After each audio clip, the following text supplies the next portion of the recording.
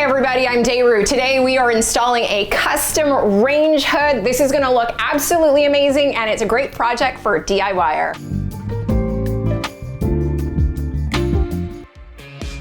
To build a range hood, all you have to do is build a frame, any shape, any size you want.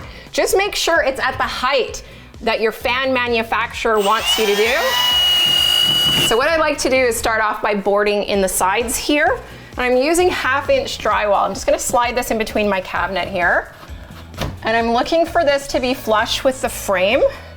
And assuming your frame is plumb, of course, I'm just gonna push this up a little bit so that we got something happening at the ceiling. Let's get our screws in to secure this drywall. And we're just gonna have the screws sit slightly on the other side of the drywall, slightly recessed.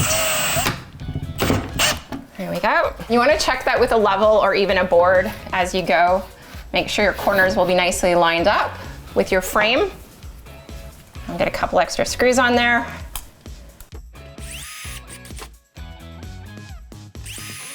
After you've done the two sides, we're just going to take our sheet of drywall, and I've measured this, I've got it cut up. I'm just going to put it up here. And you can feel with your hand, like it just needs to be moved over a little bit here. You can feel with this side that it's where you want it. You've got a good, nice, crisp corner. For this type of range hood cover, we are looking for a nice, crisp cover. So we want good, nice, sharp edges. There we go. I'm gonna keep going around the entire frames so it's nice and secured. Just setting them slightly below the level of the drywall. For our vinyl corner bead, I'm just gonna use some spray adhesive. So after you spray your vinyl corner bead, you usually spray the edge here. Because we're working in here without respirators, I'm not gonna do that, but that is per the instructions by the manufacturer. I'm just wearing gloves and I'm just gonna push this in. And you wanna apply some pressure here on your corners. I've cut that at a 45-degree angle. Next, you're gonna use your staples. And I like to start by checking my corners here. That's looking good. You're looking about staples every 6 inches.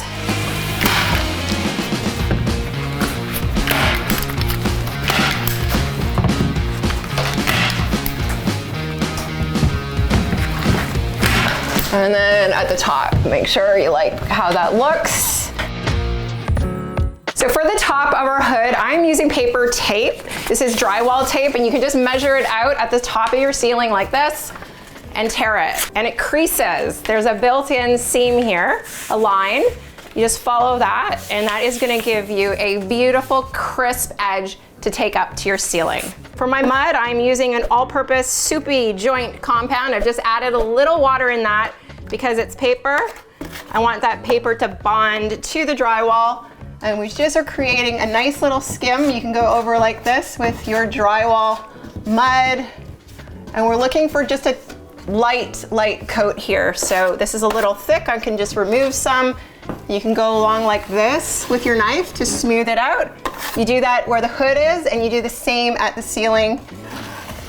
Just smooth that out. And we're looking for a little bit of mud here, and that's just gonna create that adhesion and the bond for our paper to stick. If you don't have enough mud in behind, your paper is not gonna stick. At the same time, you want that coat of mud to be fairly thin.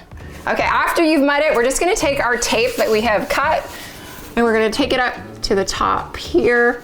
Use your fingertips at this point and just smooth this out with your fingers. And you're gonna push it into the mud. And that's gonna give us a nice edge at your ceiling. Hold it here in the middle, smooth it out. So once you have your tape embedded or set in mud, you can just go over it like this. And this will be your first coat of mud. You can apply the mud like this if that's easier for you. And then to smooth it out, you can go like this with your taping knife. Clean it as you go. And if you have any marks, you can just go over that again to smooth it out. And you can do the exact same on your ceiling. So you can go this way with your knife if you like, all along the entire length of it. And there you have it. So for our corners, I'm just gonna be using my 12-inch taping knife.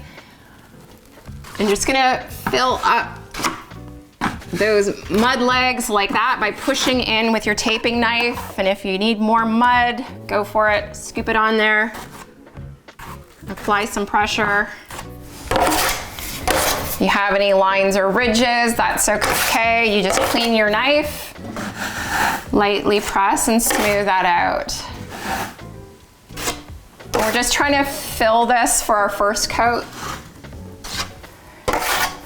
And then we're gonna let this dry and come back for our second coat when you get it looking how you want it. So this here is what we call an L channel, and that's what I'm gonna be using here on the bottom because I have a different material that's gonna meet up. So I can't use corner bead. And to trim it, I'm actually just gonna use scissors here. If you have tin snips, those also work really well. Better than this, they're actually missing. So go find my tin snips. Okay, so what I'm doing is I'm looking for a nice 45-degree angle. I'm just gonna put it here on the bottom, and I want these to match up perfectly. Smooth it out as you go. Now for the L bead, you can also use a smaller knife if you find the 12 is a little hard to get in there. So once you have it like that, if you find it's a little awkward with a big knife, like a 12-inch taping knife, you can also use a smaller knife like a 6-inch or a 4-inch if you feel like you have a little bit more control in these areas, just to fill the bead up with mud if you're a beginner. Nothing wrong with that. Just gonna let this all set and then I will come back and start skimming. Just looking for a nice thin coat of mud here. We'll just let this dry and then we are ready for our second coat. So I've just applied my paper tape. So after I've mudded the front of my tape, I'm just moving on to the side now. I've done my paper, it has its first coat. I'm just gonna go down here now and continue filling in my corner bead with my first coat of mud. For this first coat of mud that's going on your corner bead, you can keep the mud a little thick. So I did thinner mud for the top because it's paper. I want it to absorb in the paper. My mud is a little thicker for the corner bead, and I'm using the all-purpose mud here. It's a little glue-like. It has good adhesion. It's a little sticky, so it works well with the vinyl. It's also very convenient. That's looking pretty crisp, and you can just clean up on the sides here. Now that our first coat is dried, I'm gonna use a fine grit sandpaper at the top. And why I'm using fine grit is because I went very fine with the mudding on the paper tape. For larger areas, I'm gonna use my hand sander.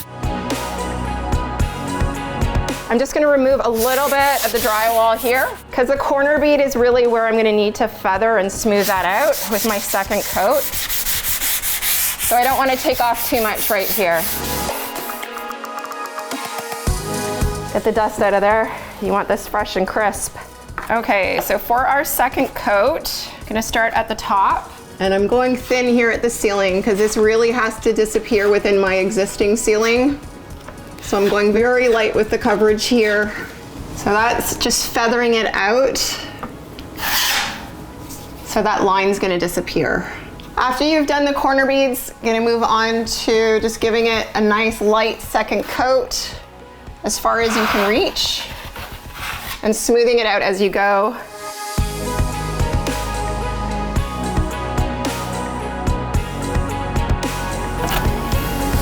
Once you feel like it's looking good, a couple more passes. We'll just clean up our edges, and once you get it looking good, you can just let that dry. All right, now we're just gonna let that dry and we can move on to coat number 3. Nice light sand, super light. At this point, we can just tear away the tearaway bead.